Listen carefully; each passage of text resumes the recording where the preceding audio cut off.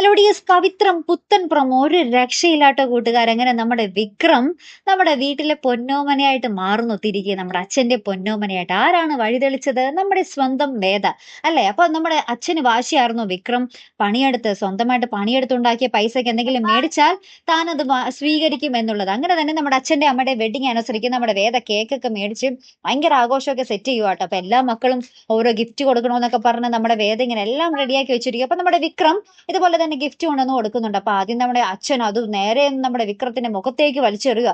അതിനുശേഷം ഇപ്പൊ വേദ പറയുന്നുണ്ട്, വിക്രം അത് ചുമട് വലിച്ചുണ്ടാക്കിയ പൈസ കൊണ്ട് മേടിച്ചതാ അമ്മേ അച്ഛ എന്നിങ്ങനെ പറയുമ്പോൾ നമ്മുടെ അമ്മ വേഗം തന്നെ നമ്മുടെ വിക്രത്തിനെ വന്ന് കെട്ടിപ്പിടിച്ച് കരയുന്നുണ്ട് കേട്ടോ.